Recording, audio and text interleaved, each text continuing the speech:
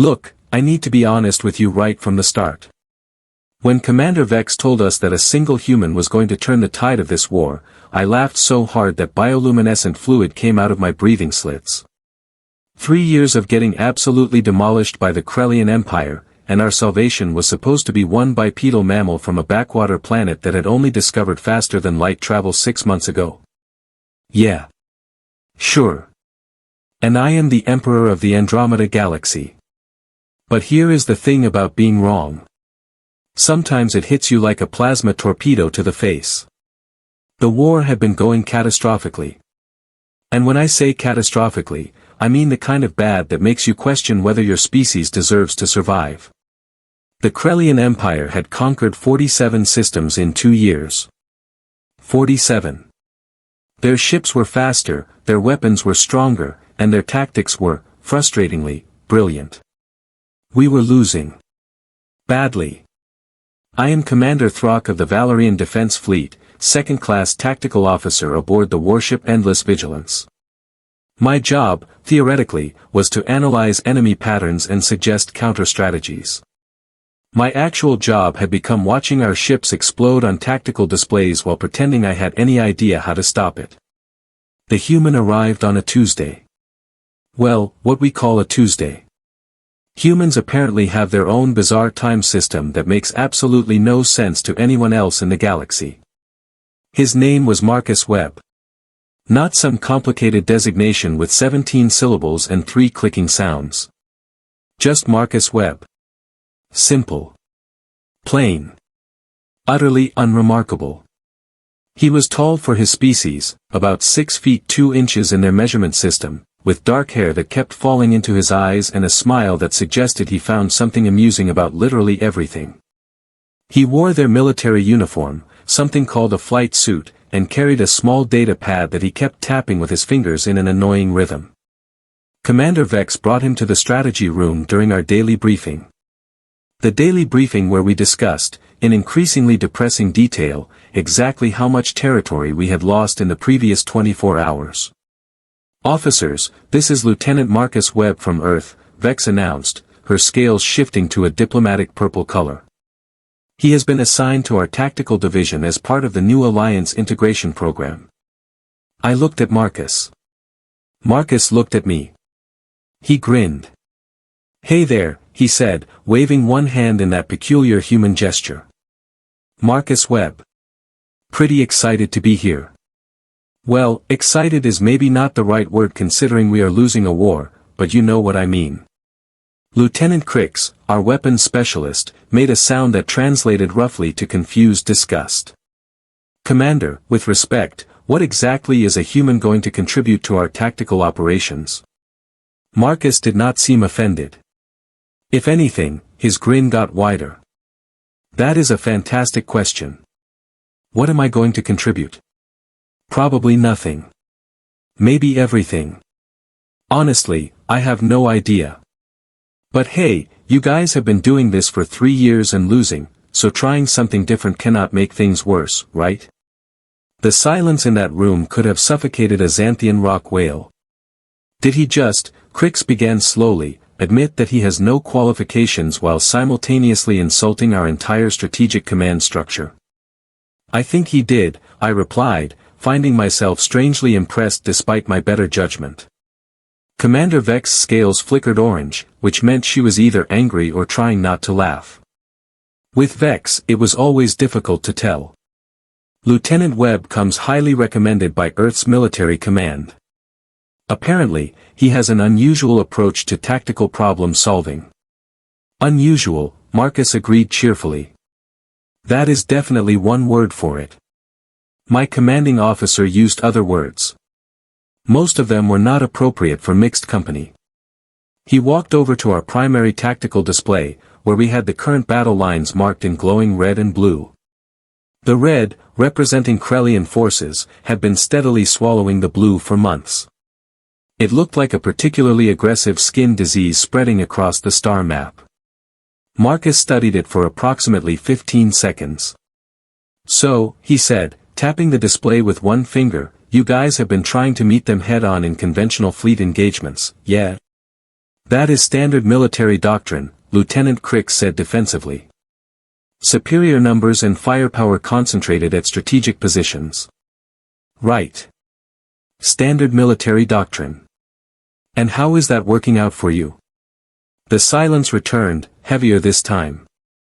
Marcus nodded. That is what I thought. Okay, here is the thing. I read your reports on the way here. All 4,000 pages of tactical analysis, combat logs, and strategic assessments. And you know what I noticed? The Krellians are really, really good at conventional warfare. Like, scary good. They have been conquering systems for 200 years. They know every trick in the book. Your point being? Commander Vex asked. My point being, maybe we should throw out the book. He tapped his data pad and pulled up a series of what appeared to be human historical records. Images of old Earth warfare flashed across the display. Soldiers in primitive armor, ships made of wood, vehicles that ran on chemical combustion. This, Marcus said, pointing to one image, is the Battle of Thermopylae. 300 Spartans held off an army of thousands using terrain and tactics. This is Cannae, where Hannibal used a double envelopment to destroy a force twice his size. This is Agincourt, where English longbowmen massacred French knights. And this, my personal favorite, is the Battle of Midway, where the United States turned the tide of an entire war with 4 aircraft carriers against a superior fleet. Ancient history, Crick scoffed. What relevance does your primitive warfare have to modern space combat? Marcus's smile turned sharp. Everything. Because the Krellians. They fight like everyone expects them to fight.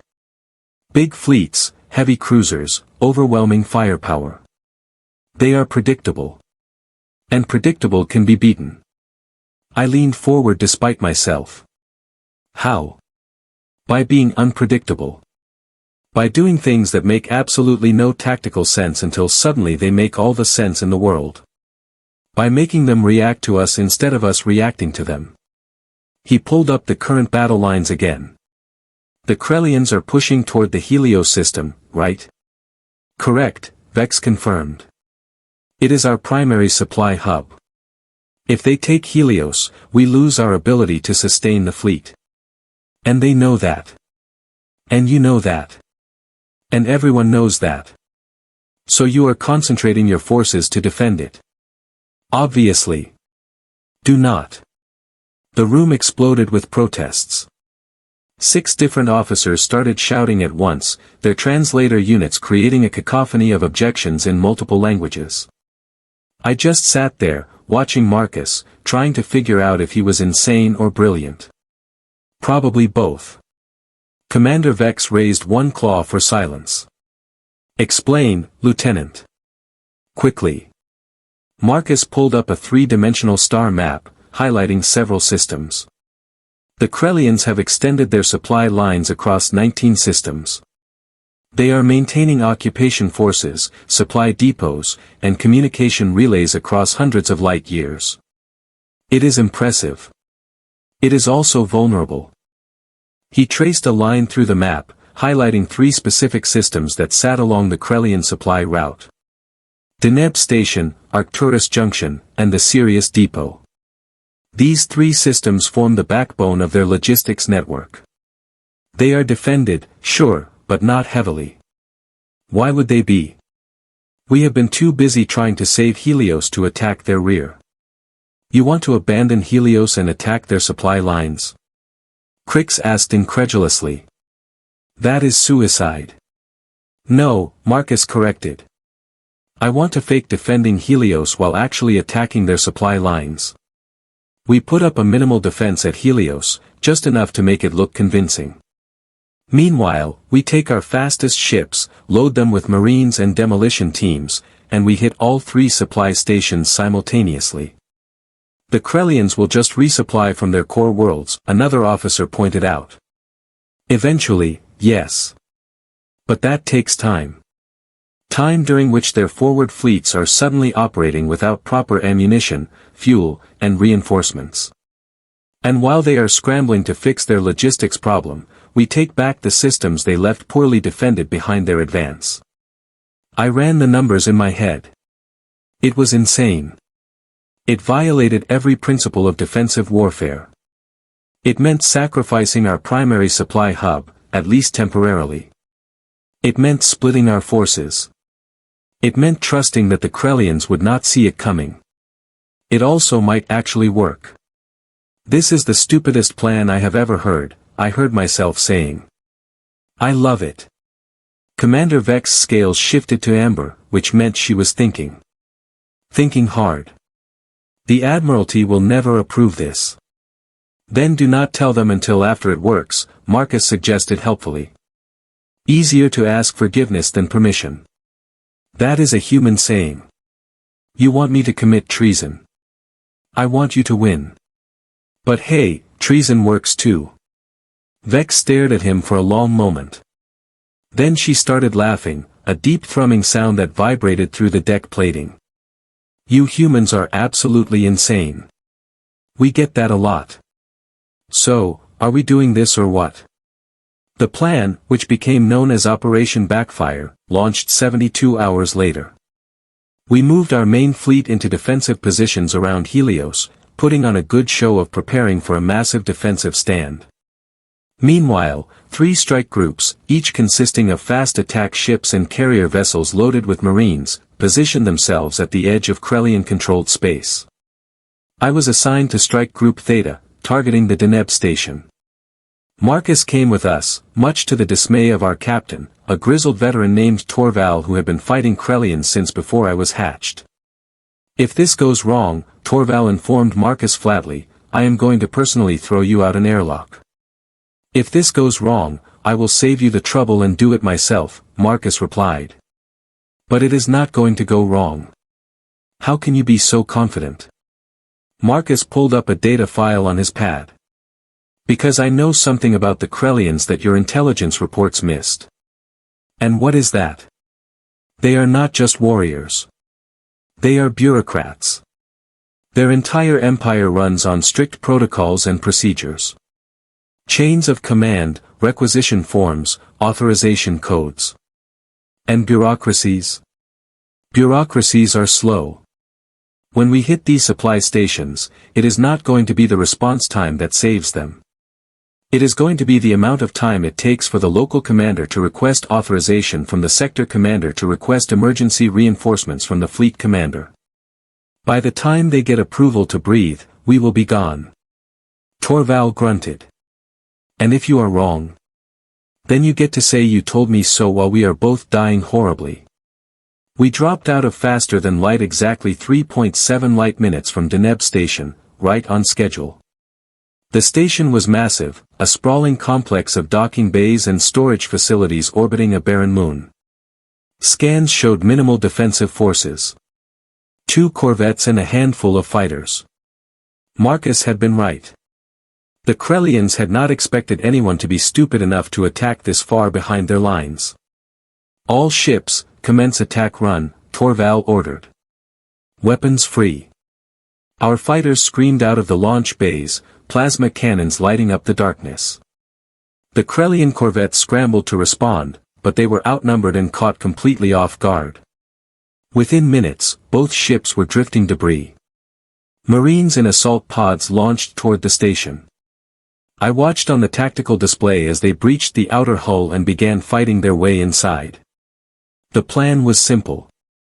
Plant demolition charges on the fuel reserves and ammunition stockpiles, grab any useful intelligence, and get out before reinforcements arrived. Simple. Clean. Probably too easy. Sir, our sensor officer called out. I am detecting a faster-than-light signature. Multiple contacts. Incoming from the core ward. Torval's expression went rigid. How many? 12. No, 15. Cruiser-class vessels. They will be here in 8 minutes. Marcus pulled up his data pad, tapping through calculations.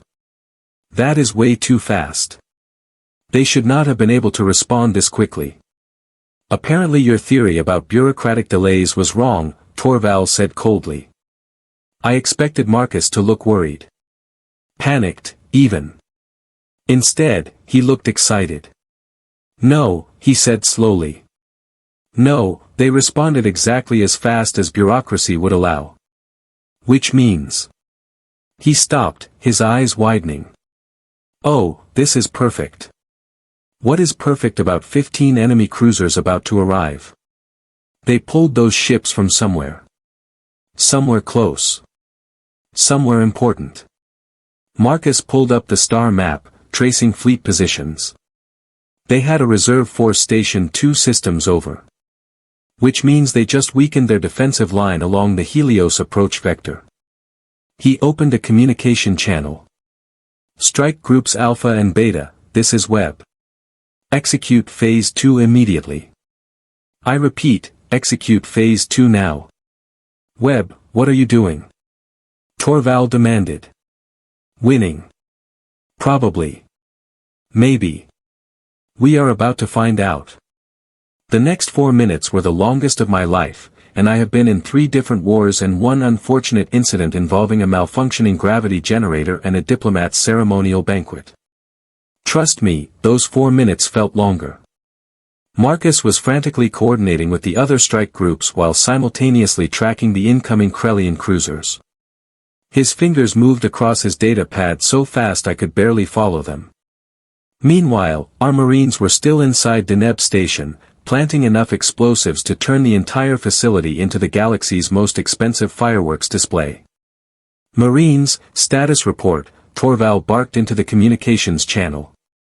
"Charges set in Fuel Depot 7 and Ammunition Storage 12, came the response from Sergeant Frel, our demolition specialist. "Still working on the main reactor containment. You have 3 minutes. Then I am leaving with or without you." "Understood. We are moving as fast as we can." Marcus looked up from his pad, grinning like he had just won the lottery. "Strike Group Alpha reports successful breach of Arcturus Junction. Beta is engaging defense forces at Sirius Depot. And get this, the Krellian main fleet just diverted 6 battleships from the Helios assault to respond to our attacks." "That is good news?" I asked. "That is fantastic news. They are splitting their forces, reacting to us instead of executing their plan. We have got them off balance. We are also about to be obliterated by 15 cruisers," Torval reminded him. "Details.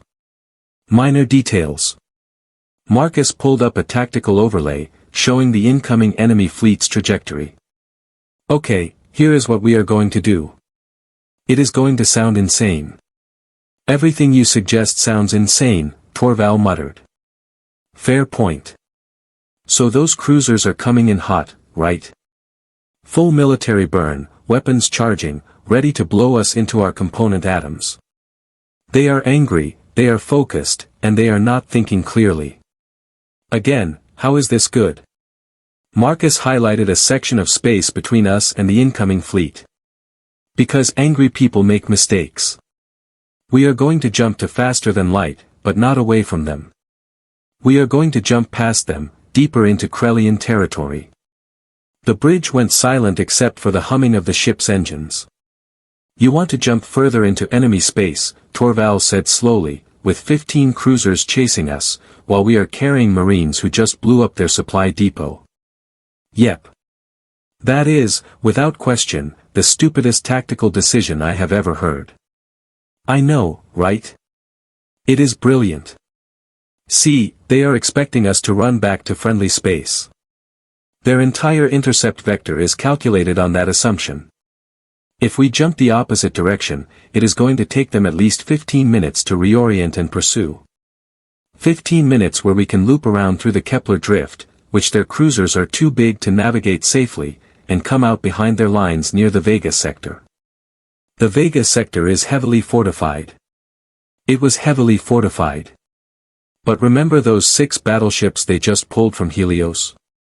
3 of them came from the Vega Defense Force. Which means right now, Vega is the weakest it has been in 2 years.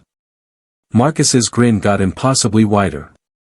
So we are going to fly right past their incoming cruisers, blow up their supply depot, and then pop up in their backfield where they least expect us. It is perfect. I did the calculations in my head. The jump coordinates, the timing, the navigation through the Kepler drift. It could work. Theoretically. If approximately 17 different things went exactly right and nothing went wrong. Marines are clear, Sergeant Frell reported. Detonation in 30 seconds. Torval looked at Marcus for a long moment. Then he sighed, a sound like air escaping from a punctured hull. Helm, prepare for faster-than-light jump. Coordinates provided by the insane human who is going to get us all killed. I prefer optimistically reckless, Marcus corrected cheerfully. The Deneb station exploded behind us just as we entered faster-than-light, a brief flash of light and fire that consumed 3 years' worth of Krellian supplies in approximately 2.6 seconds. The explosion was so bright it probably showed up on sensors 3 systems away. The jump through faster-than-light took 6 minutes. 6 minutes of wondering if we were about to emerge directly into a Krellian battleship. 6 minutes of Marcus humming something he called classic rock music, which sounded like organized noise to my auditory receptors. 6 minutes of every crew member on the bridge questioning their life choices. We emerged from faster-than-light exactly where Marcus said we would, in the Kepler drift, a region of dense asteroid fields and gravitational anomalies that made navigation a nightmare. Our ship could handle it. Krellian cruisers. Not so much. All ships, report in, Torval ordered. One by one, the other ships in our strike group confirmed they had made the jump successfully. 0 casualties. 0 losses. Against all probability, Marcus's completely insane plan had actually worked. Sensor sweep, Torval commanded. No contacts within immediate range, the sensor officer reported. Wait. I am picking up. Sir, I am detecting debris fields. Lots of them. Recent.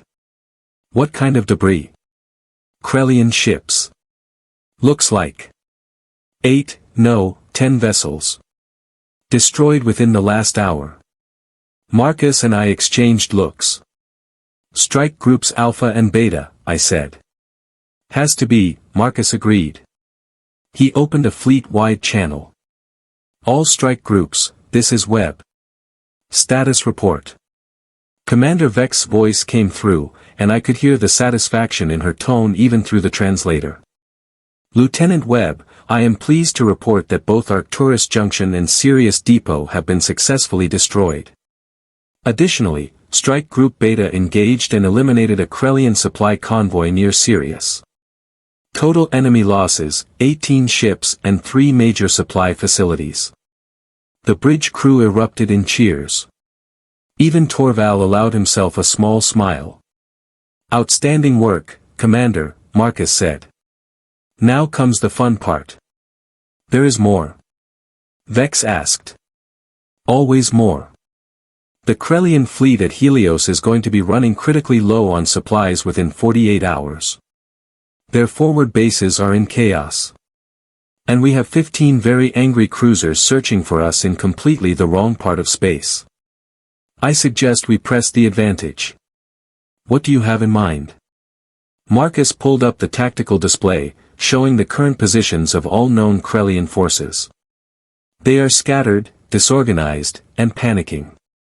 Classic military blunder. Instead of regrouping and consolidating their position, they are chasing ghosts.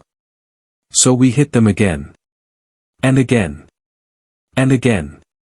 Fast strikes, high-value targets, then disappear before they can respond. We make them paranoid. We make them second-guess every decision. Guerrilla warfare, I said, recognizing the pattern from the human historical records Marcus had shown us. Exactly. We cannot match them ship for ship. But we can make them afraid to leave port. We can make every supply convoy a potential target. We can turn their conquered territory into a logistics nightmare.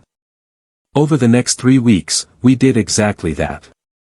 Strike Group Theta hit targets across 8 systems. We destroyed supply depots, ambushed convoys, and conducted hit-and-run attacks on isolated outposts. We never stayed long enough to get caught. We never fought fair. We broke every rule of conventional warfare. And it worked. The Krellian advance on Helios stalled completely. Without supplies, their fleet could not maintain offensive operations. They were forced to divert resources to protecting their supply lines. Systems they had conquered with ease suddenly became contested territory as local resistance forces, emboldened by our success, began their own uprisings. Marcus became something of a legend. The other species in the Alliance started calling him the Ghost, because he appeared out of nowhere, caused massive damage, and vanished before anyone could respond. The Krellians put a bounty on his head that could have bought a small moon.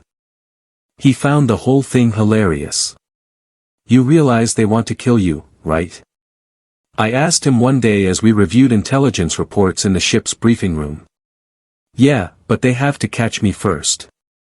And I am very good at not getting caught. He pulled up a new set of data. Speaking of which, I have been analyzing their fleet communications. The encryption is good, but not perfect. I have been able to piece together bits and chunks of their command structure. And they are more divided than we thought. There is a power struggle happening in their high command. 3 different admirals, each with their own faction, each trying to claim credit for the conquest while blaming the others for recent failures. He grinned. We can use that. How? By making it worse. We feed false intelligence through captured communication arrays. We make it look like Admiral Krell is hoarding supplies while Admiral Thane is wasting ships on pointless engagements. We turn their paranoia against each other. That is incredibly devious. Thank you. I have been practicing. The psychological warfare campaign was, somehow, even more effective than the physical attacks. Within 2 months, the Krellian command structure was in complete disarray. Admirals were blaming each other, ships were being redeployed based on false intelligence, and their entire invasion force was paralyzed by infighting. Commander Vex called a strategic meeting to discuss our next move. All the senior officers gathered on the flagship, including representatives from the other allied species. And Marcus, of course, who had somehow gone from random human lieutenant to one of the most influential tactical advisors in the fleet. The Krellian advance has completely stopped, Vex announced. Their forces are scattered, their supply lines are broken, and their command structure is fractured. We have an opportunity to go on the offensive. We should strike at their core systems, Admiral Court suggested. He was a Valerian traditionalist who still believed in massive fleet engagements. Too risky, another officer countered. We do not have the numbers. They argued back and forth for 20 minutes, each proposing different strategies, none of them particularly convincing. Finally, Vex turned to Marcus. Lieutenant Webb, you have been unusually quiet. What are your thoughts? Marcus had been sitting in the corner, tapping on his data pad as usual. He looked up, that familiar grin spreading across his face. I think we have been asking the wrong question. Which is? Everyone keeps asking how do we defeat the Krellian Empire. But that is thinking too small. The real question is, how do we make them defeat themselves? Explain, Vex ordered.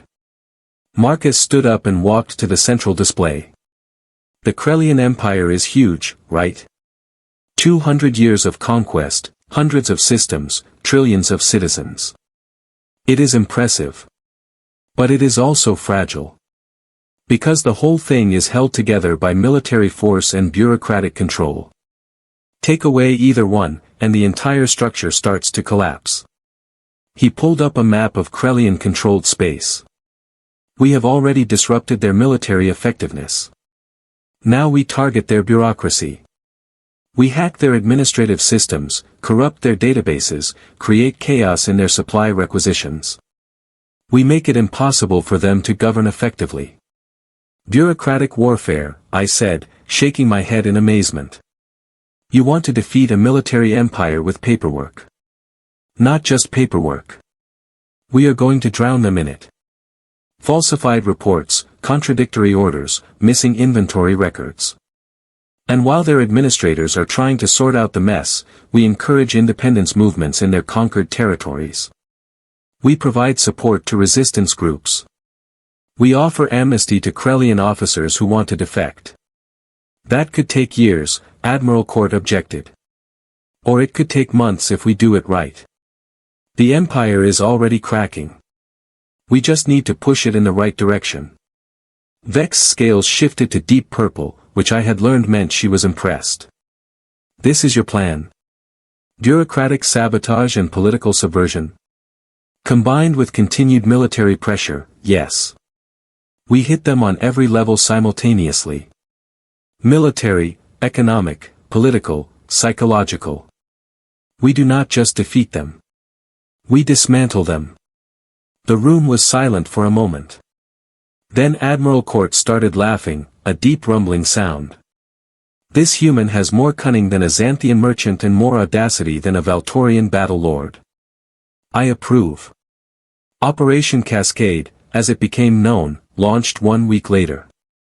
It was the most comprehensive military campaign in Alliance history, and it did not involve a single major fleet engagement. Instead, we conducted thousands of small operations across hundreds of systems. Cyber attacks on administrative networks. Supply drops to resistance movements. Propaganda broadcasts encouraging defection. Economic sanctions targeting Krellian trade routes. And it worked. Within 6 months, 12 systems declared independence from the Empire. Krellian military forces, unable to maintain order without proper logistics and facing constant uprisings, began withdrawing to core territories. The great Krellian war machine, which had seemed unstoppable 3 years ago, ground to a halt. The war officially ended 14 months after Marcus arrived. Not with a climactic battle or a dramatic surrender, but with a quiet treaty signed on a neutral station. The Krellian Empire agreed to recognize the independence of conquered systems and withdraw to their pre-war borders. In exchange, the Alliance agreed not to pursue further military action. It was not the glorious victory anyone had expected. But it was victory nonetheless.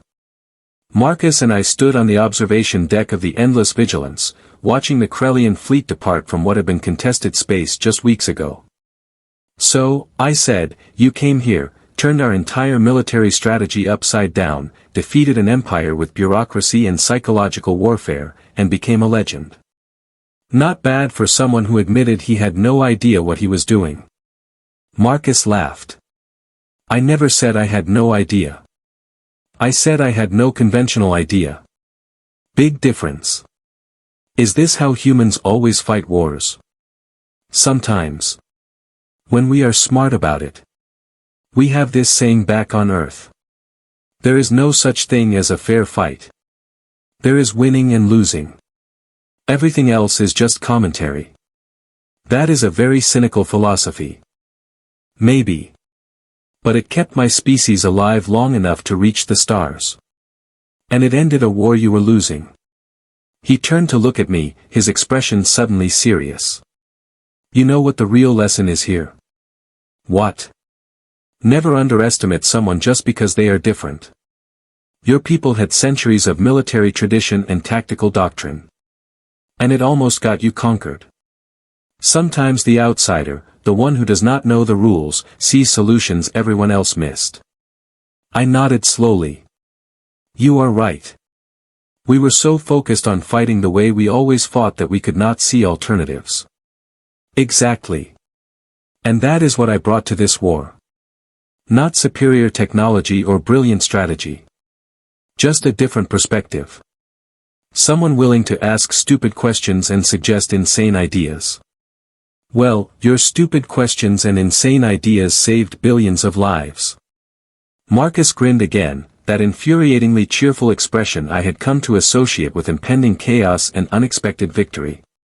Yeah. Pretty cool, right? The Krellian ships disappeared into faster than light, heading back to their core territories. The war was over. Peace had returned to the galaxy. And it was all because one human showed up and decided that the rules were more like suggestions anyway. I still think Marcus Webb is completely insane. But I have never been happier to be wrong about someone in my entire life. Somewhere in the distance, I could hear celebration sounds echoing through the ship as the crew received official confirmation of the treaty. Victory. Survival. Future. All because sometimes, just sometimes, the galaxy needs someone who does not know what they are doing to show everyone else how it should be done. And that is the story of how a single human changed the outcome of the Galactic War. Not with super weapons or ancient prophecies or incredible powers. Just with creativity, audacity, and a complete disregard for conventional thinking. Honestly, I should have seen it coming. Humans had only been in space for 6 months, and they were already rewriting the rules. I cannot wait to see what they do next. Terrifying thought, but honestly, absolutely true.